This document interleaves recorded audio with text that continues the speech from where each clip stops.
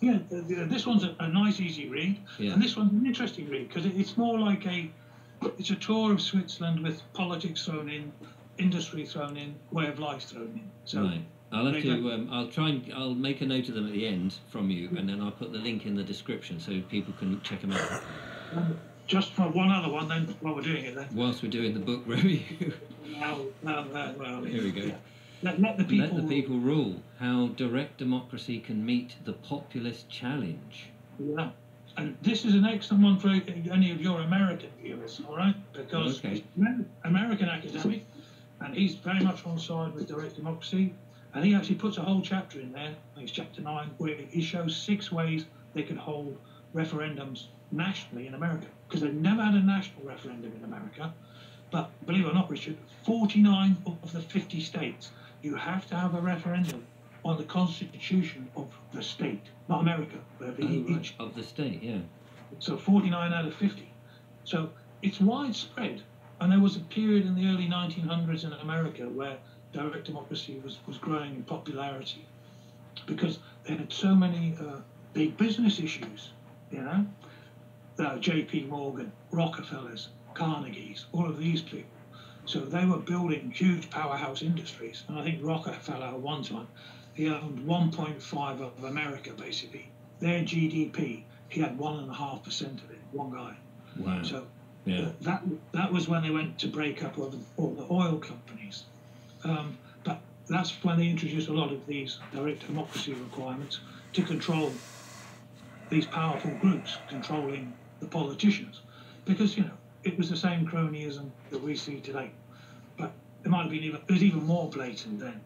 But now it's more dangerous, I believe, because with the move towards globalization, what you're seeing is a lot of people in the book as well, if you've got time, I can explain a little bit about this, where America, 1939, first couple of weeks of September, Poland's invaded, and the Council on Foreign Relations, which is a big academic group that looks after advice, it's a consultancy, and there were about 500 members, but they had very good network within the State Department. So they went to the State Department in 1939 and said, after the war, we need to look at where America is. We're not in this war, but we need to what will happen when it's all finished.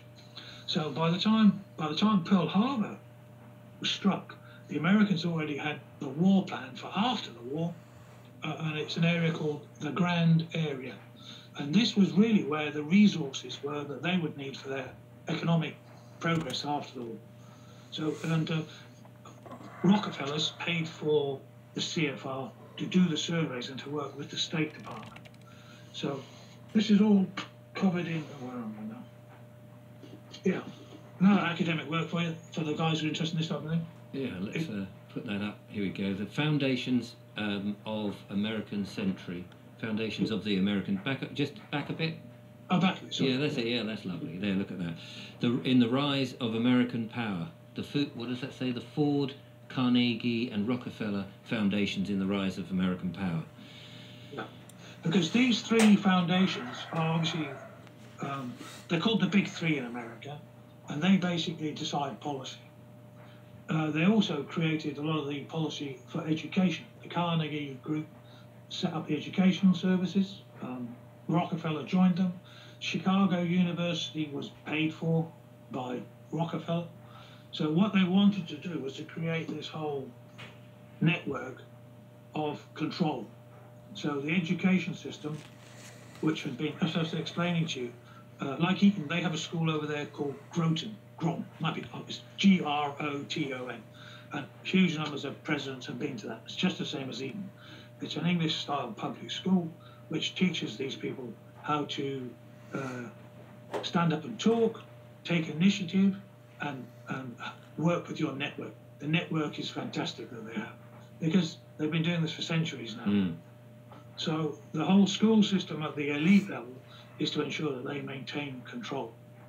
And the way to do that is, as you see, with the Tory party, they're good at this. Michael Gove is an excellent speaker. But use a lot of words. you know, and you think, oh, I've just had something very important told to me, but actually they've committed themselves to nothing. They've been very bland, really, and you know, they don't answer questions very clearly at all, and they seem to avoid a question, and often you'll get them saying things like, oh, well, if you're asking me this, and you think, no, that wasn't what they were asking you. Actually, they asked you, is this policy going to hurt us? And they go, well, if you're asking me, will some parts of the community suffer in this way? Well, no, I wasn't asking you that. And you know, and journalists also seem to be very lax in sort of being able to pin them down. But you're right; these people can speak in very smooth manners that I mean, I would struggle. I mean, you know, I can waffle around a subject, but you've also got to have the cerebral capacity to understand the nuance of what they're saying, so that you can analyse that very rapidly. And unless you're practicing that a lot. Then it's difficult, isn't it? And it's difficult for ordinary people, perhaps, when they're being spoken down to by these polished politicians, to be able to come back and rebut what they're saying or question it in detail. Well, that's why the direct democracy movement is looking at giving people that power, that, you know, we make it.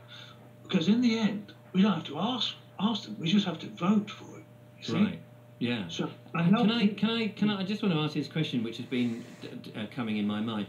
Say we had this system in place, we had the COVID virus coming in, and whereas we've seen the government's approach was, right, we've got emergency power and we're telling you now this is what you've got to do. How would that work in a hybrid democracy in which there is a problem and everybody's going to be exposed to this problem one way or another, but there's lots of decisions in solving the problem and what we should do? How would that work?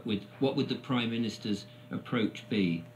Right, well, obviously they've got to get the approval of the people if there's a referendum on it, and they have, you know, they'll have votes. And what happens with this particular one, with the WHO, then obviously the panic propaganda was put out there, and it was in Switzerland as well. So the Swiss have, you know, the people might well vote for measures that were the same as ours. I don't think they did, but they had similar. But the point is, when you're clearing up afterwards, you're clearing up quickly as well, because you can put initiatives in to clear things out of the way, and if you get enough support. So if you've got this global panic going on and the propaganda's pouring out, but it won't work next time, you see, will it? Because a lot of people now have woken up, you know, and what I've seen is, even, you know, 25 years ago we didn't have access to the internet as we do now. No.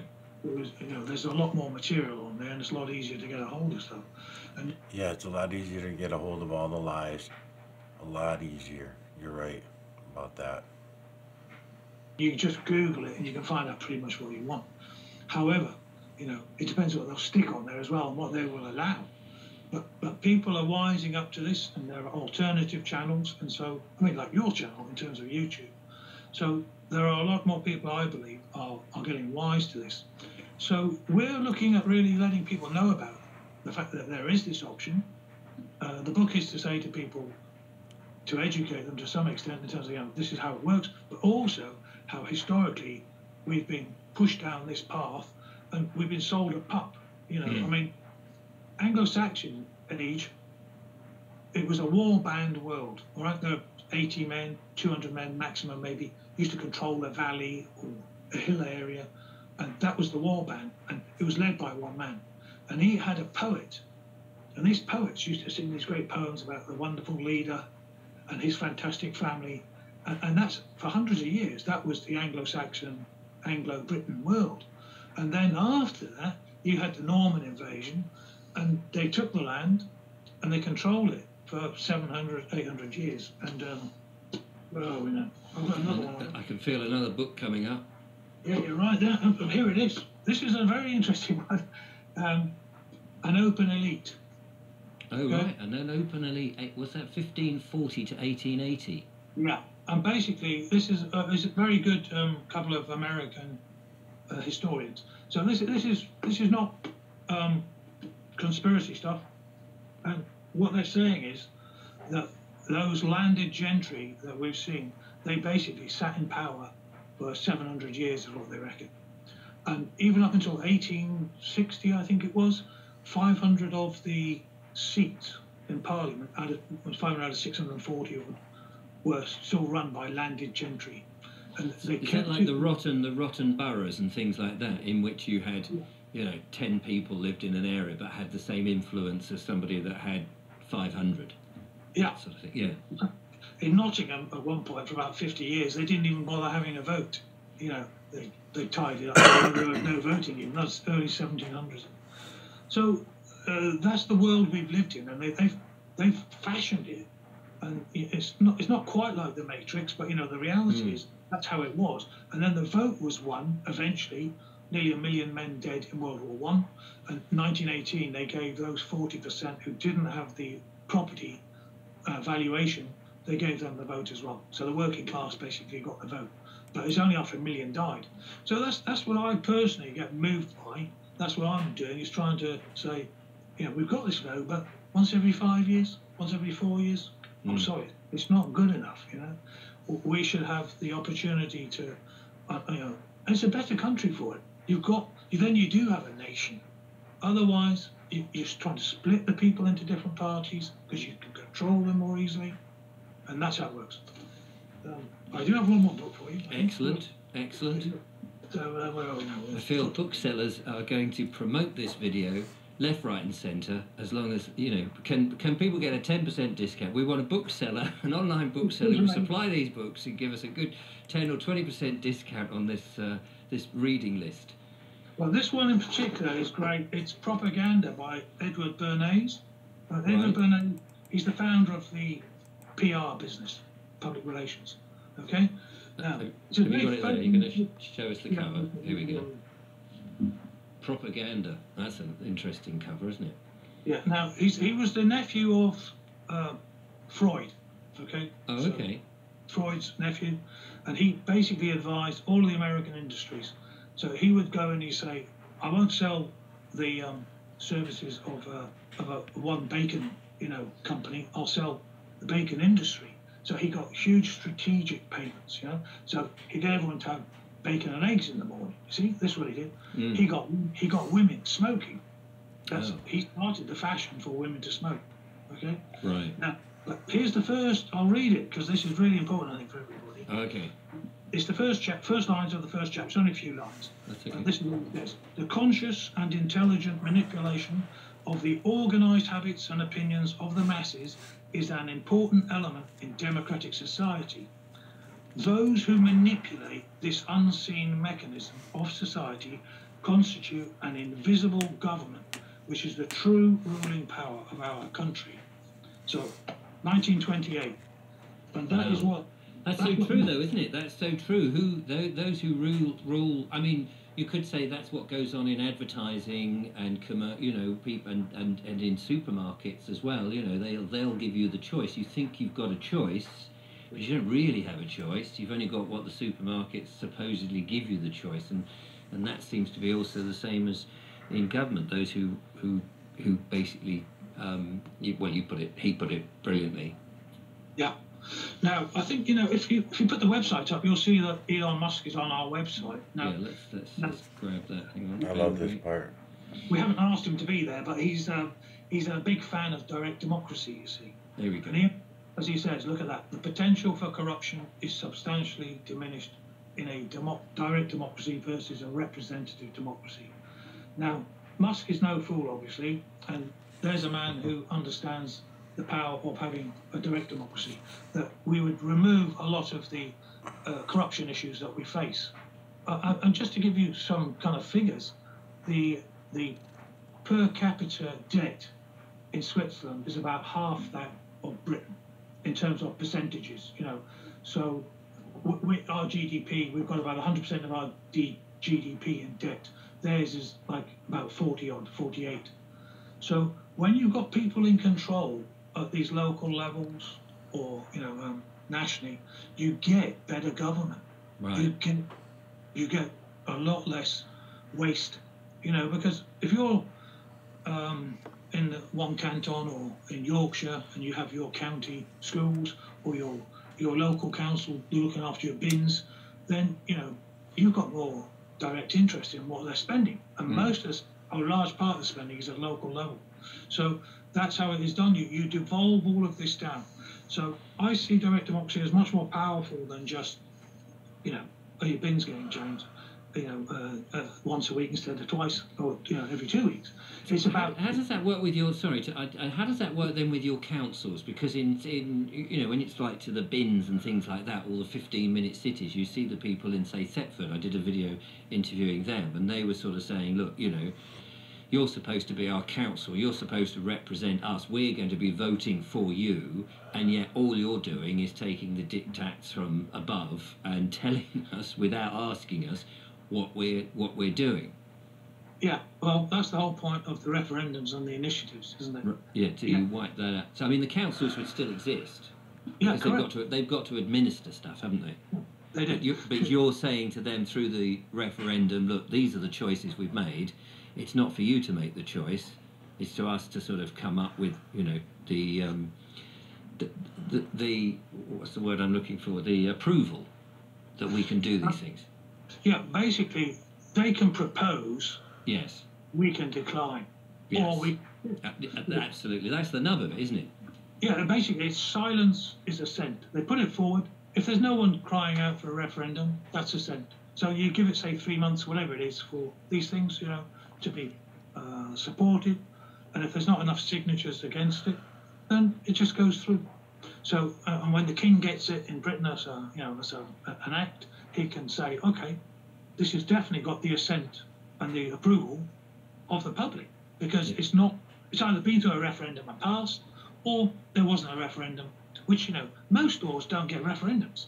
Most laws don't get objected to. Because of this process, they know they're going to have to go through that. Yeah. So it's a consensual government. They're, believe it or not, their cabinet is made up of 7 people.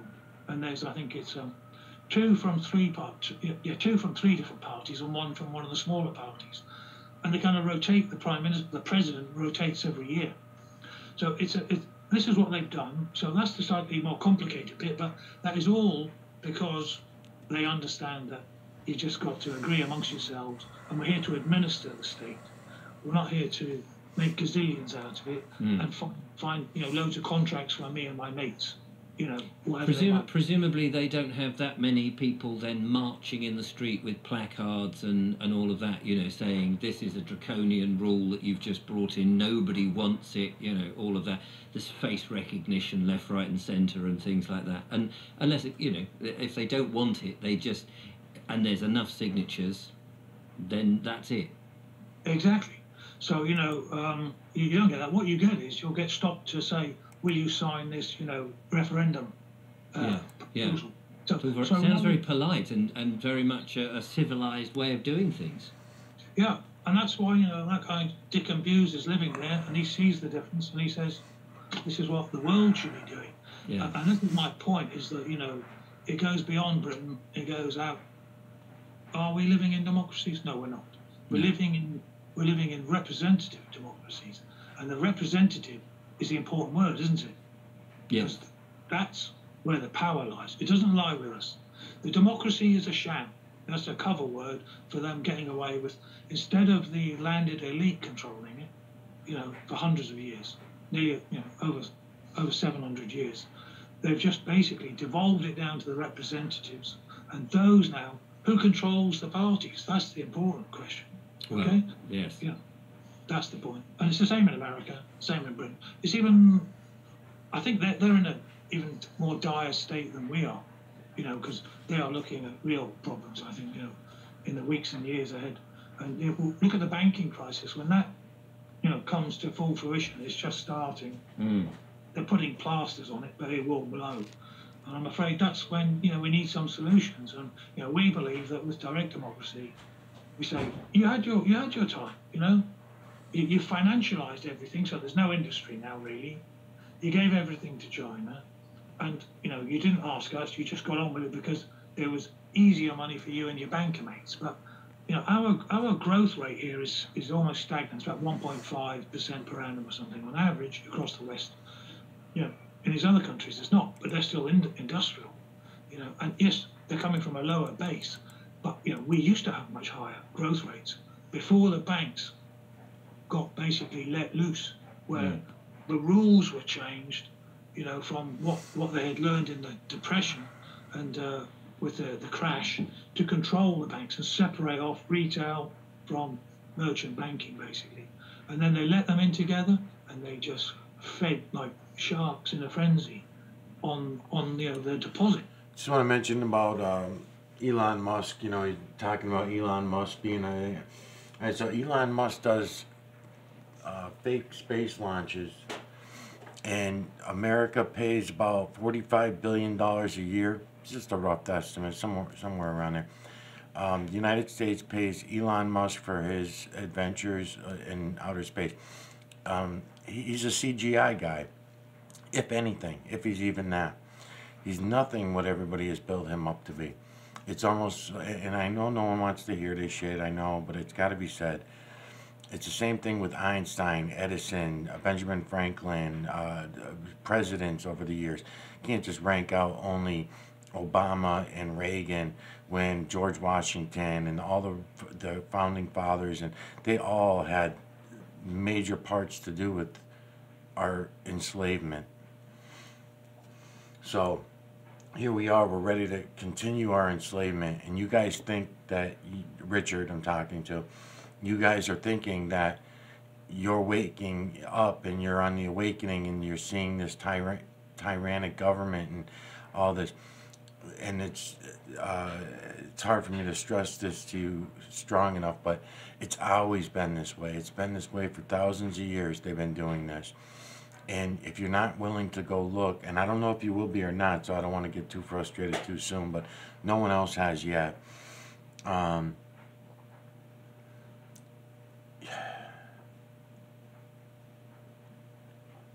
If you go look at the true creator's work and you look at the system for what it is, you won't have to believe any of these things, but these things are things that we've all lived our lives on, based on.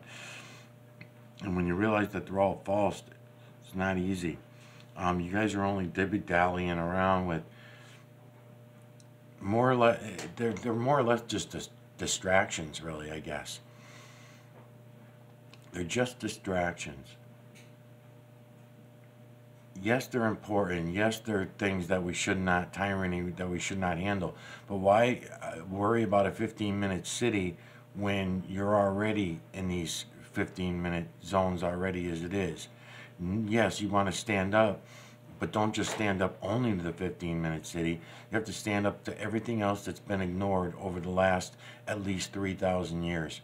All the biblical lies, all the geocentric lies, all the heliocentric lies, all the scientific lies, all the agricultural lies, they're all fucking lies. I'm sorry, you know, I don't like having to be the bearer of bad news, but this is serious shit, and everyone's got to know about what's going on here. And you can't just keep, because you're going to be arguing arguments that, first of all, you're not going to get anywhere with, and they're like way down the totem pole on the important things that we're being lied to about. So why be pissed off about being lied to about 15-minute city or about something to do with that, or gardening and stuff? Okay, first of all, you're missing still millions of other lies that we were told that we're all living by already. Like I said, fireplaces, they've already been taken away from us. Nobody cares. There's 7.8 billion zombies. Most of them just go along with it. They don't believe it. They don't get it. And even when you tell them the importance of getting it, they don't see a big deal about anything. They're zombies. Some zombies are more zombified than others. You know, I don't know. Seems like the whole 7.8 billion to me. Just because I'm going to maybe get you on one thing doesn't mean that you're going to get all the other things, and that seems to be what's happening with each other. That's how we're able to stay divided. Back to Elon Musk. Elon Musk is a plant. He's a plant. You know, Tesla was a plant.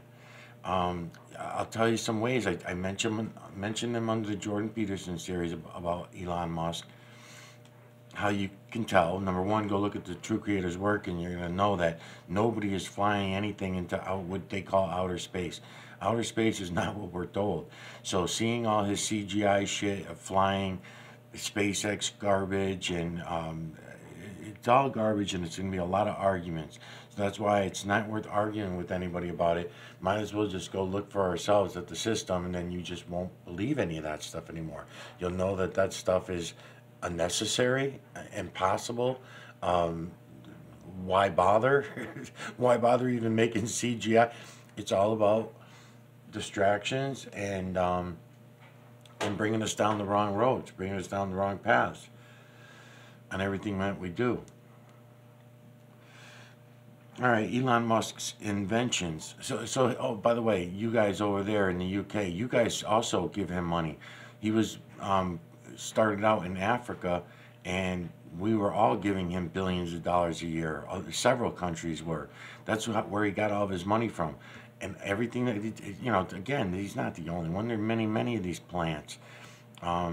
Your other buddy there that you don't really care for too much, Bill Gates. Same thing. Bill Gates was a plant. But these plants are in the music business. They're in all different types of entertainment businesses, including politics, right? You know, Trump, Hillary, Bush. They're all plants. They're actors on the world stage. We don't live on a world. That was all another lie to keep the stage alive, I guess, to keep everybody interested.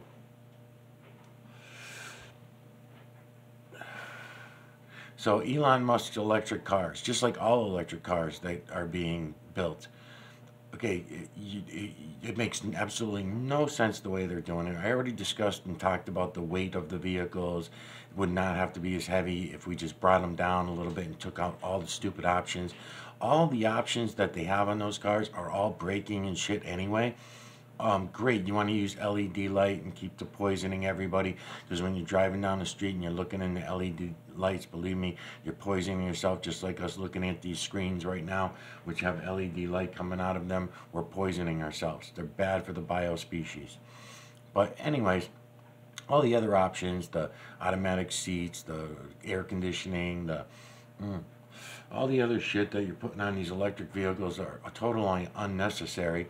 Power windows, power this, power the everything, power top, power this. It's all unnecessary. You don't need it. You can take your fucking hand and put a top up and down and have a convertible electric car without the extra weight of the motor, without the extra problems of the electricity to bring it up and down, to run the hydraulic pump, all that kind of crap. So I'm going to go on and on about these electric cars. There's so many things. I was going to make a series to... we're looking at the moon, by the way. I was going to make a series to Jeff, the car guy, because so all these things, hopefully you'll bring these videos to him, or maybe I'll just send him a notice that I sent them to you.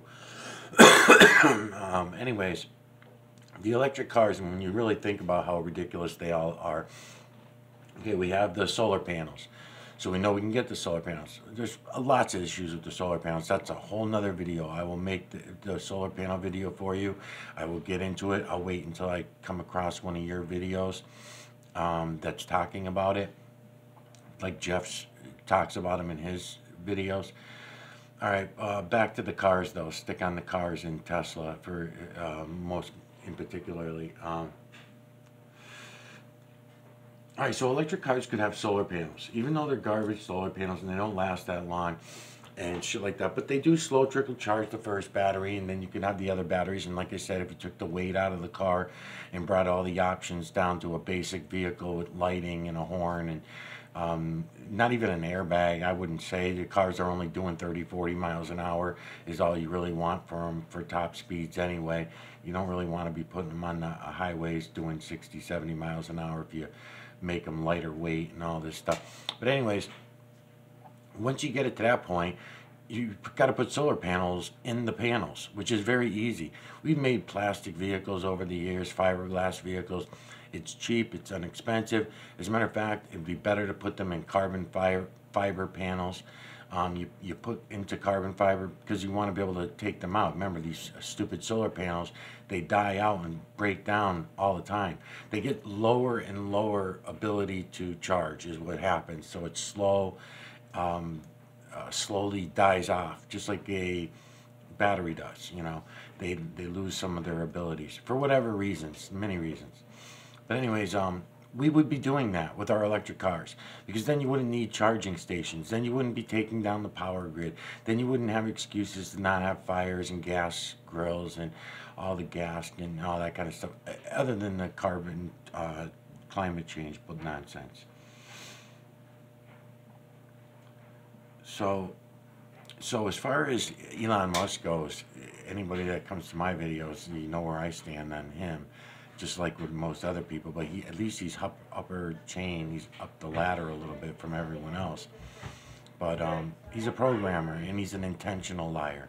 He's easy to prove that he's an intentional liar, because anybody that tells you that they're going to outer space, that knows a couple thousand people, you can immediately say are intentional.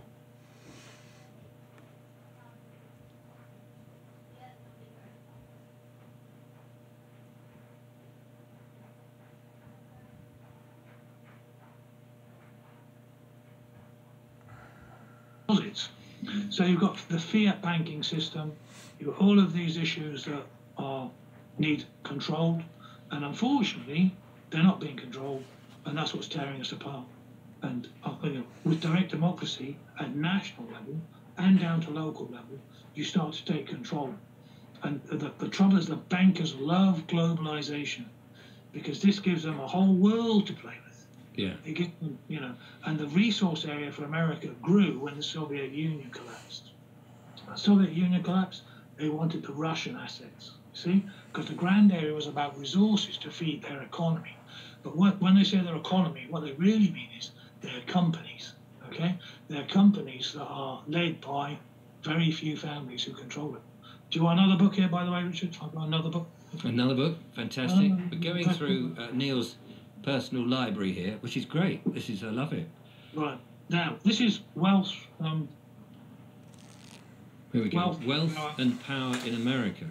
Yeah, so what I've got here is a quote from. That looks like a very old book. It's 1962, but it gives you an idea, because I've got a more recent one for you as well. So. Right. Now, here we are from 1955. People are currently, people are going, oh, crikey, they're getting on e-books or, you know, World of Books or all these online places are going, is it, the last copy, somebody's already beat me to it. I've probably got the last copy. Yeah, you've got the last one, here we are.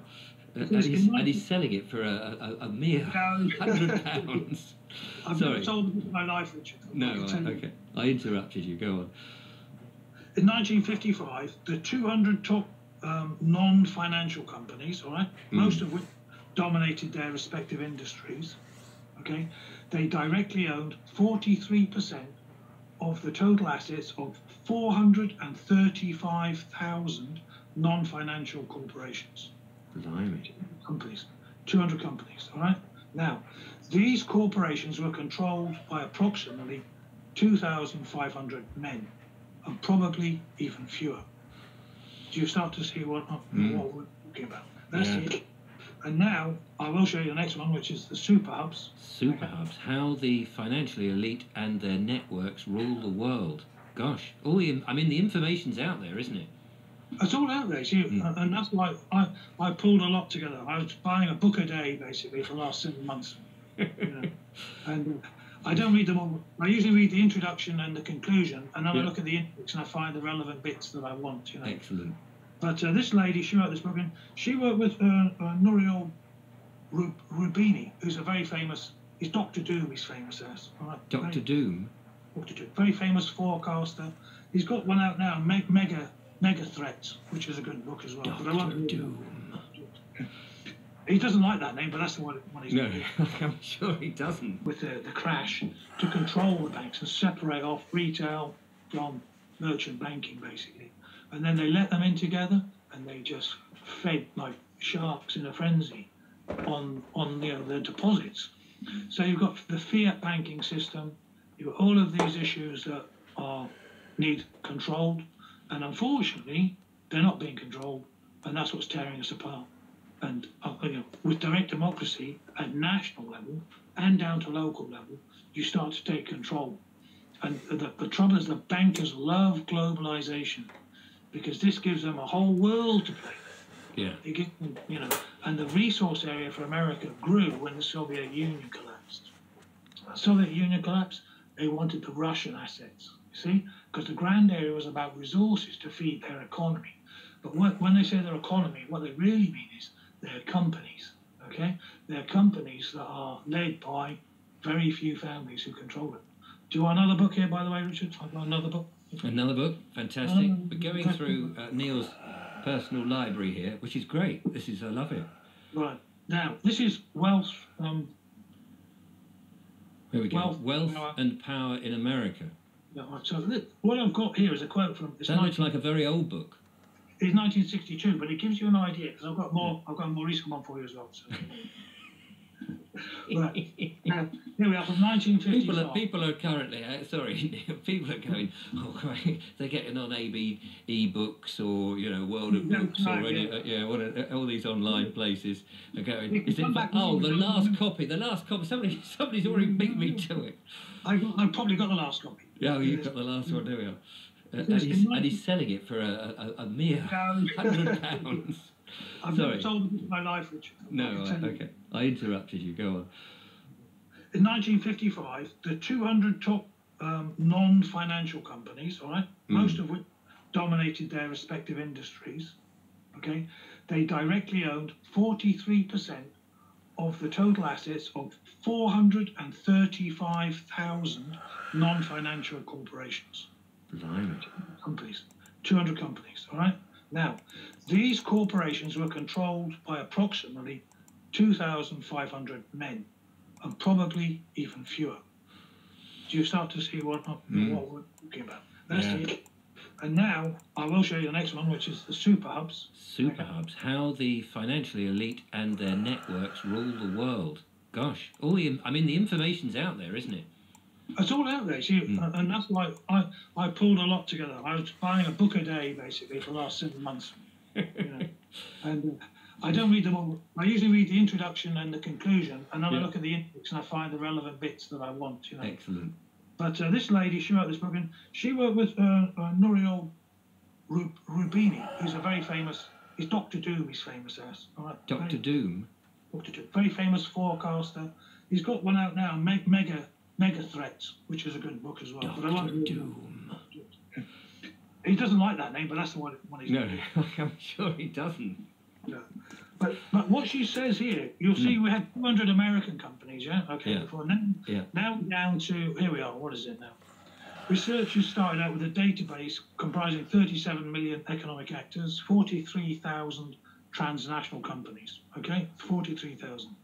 There was a tightly knit group of 1,300 companies hold a large portion of the corporate control in the world. But the inner core consists of only 147 companies now. So we're down, and this is global.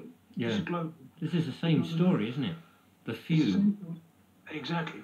Not surprisingly, most entities of this supercore are banks, okay? Financial institutions dominate the top 10. So if we don't get control of these people, everything's going to be owned by them. That's the reality. You can see it. This vortex, but you've now got only 147, and that's globally. America had 200 companies at least before, and that's in the 50s. But now you've got less than 200, and that's the global elite. And they run the central banks, and they suck everything up. And then when they break the system, they won't pay. But they own all of these companies. Yeah.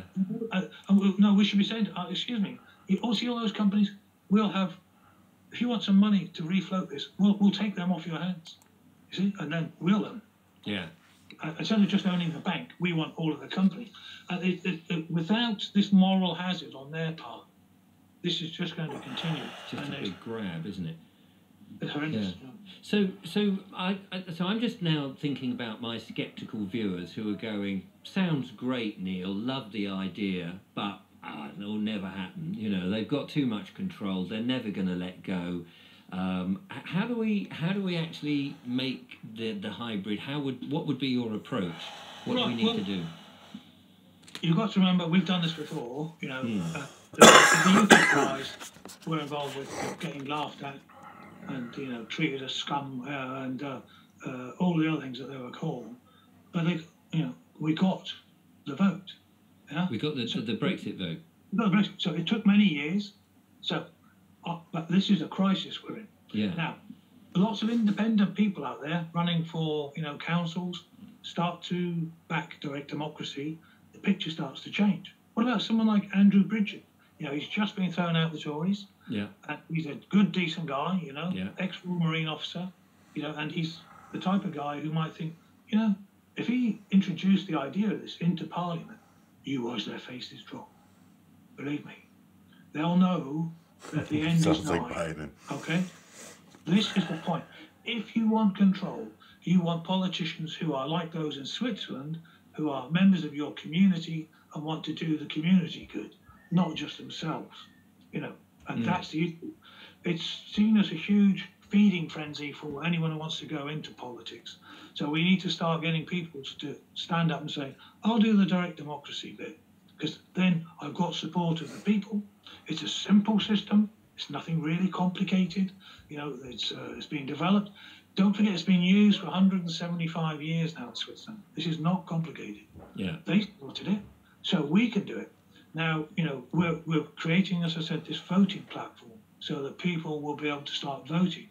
So, people can start proposing votes and start comparing it and going to their MPs and saying, I want you to work like this. I want you. And you need to see that these are real, genuine votes. It's a highly secure platform, and that, these are what we want. So if you don't support what we want, we'll find a party that does. Okay, now, how did we get the Brexit vote? All Cameron needed to know was that his vote was slipping away. Now, the Conservatives are in deep trouble now. As I say, Conservative Party, Progressive Conservatives in Canada, disappeared. Gone. Overnight. In a similar, there's a culling coming for the Conservatives. It's, they're deeply, deeply unpopular. So the only lifeline they may have is to look at something that will actually motivate people to vote for them. And I believe direct democracy will do that. So you're saying that at the next election, if people got themselves together, the Conservatives could save their party from losing out and the country going under Labour, which we are kind of backing. Or at least surviving. At least a few of the MPs surviving instead of none. And so, right. Yeah, they might not keep power, but they might at least save their party. Yeah. Okay. If they switch to that, or the MPs, enough pressure is put on individual MPs to say, look, this is yeah, so that you might save your job, because they want to save their job, don't they? They're very they're very well paid. Yeah, correct. In addition to that, though, I did send you this morning. There were a series of documents in the early 2000s that the Conservatives did put out supporting direct democracy. Oh, did they? Talking about Switzerland, yeah. Michael Gove, Priti Patel, Kwarteng, Hunt, yeah. All of these people were part of that group. Support Daniel Hanna. There's about 38 of them. Right. So they seem to have changed their tune now, though, haven't they? Yeah, because they've got power now. They've got the power. But then Tony Blair had sat there for 3 times he'd been elected. They're left hanging out to dry. So suddenly they're looking around, grasping for anything.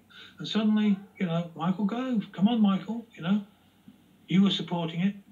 So that is the reality. The world is changing. Democracy has to develop. It can't stay as it was. No. We don't have that control. The Swiss have got, inflation in Switzerland is about 2% at the moment. It's going to drop down to 1% next year. Wow. Okay? They control their nation very differently to ours, and they don't have natural resources in terms of oil and gas and all the rest of it, do they? But the people are the natural resource over there. Yes. And they're the ones who control the state. And they've got the common sense to apply, their brain power to the whole nation, and that is all combined So you get the benefit of all of your people's ideas and thoughts. What we get is, a few hundred people who will be told what to do by the party whip when there are major votes. So in other words, it's got nothing to do with what the people want. No. It's what every party has decided they wish to push. Well, this is really fascinating, and at the moment, so many people are trying to work out what to do, how to get away from this broken system, because nobody wants to go down the route of China, and it looks like that's where the government are trying to push us and control us with. Yeah, I mean, I don't think that people in the West, particularly in this country, will even. Even if they put all these masts up and all of these things and try and fry our brains with high-powered 5G or whatever it is, are just going to sort of roll over and do it, because I just think they'll just go, hang on a second, this isn't how we rock, you may want it. And so this is a great time to be talking about all of these things.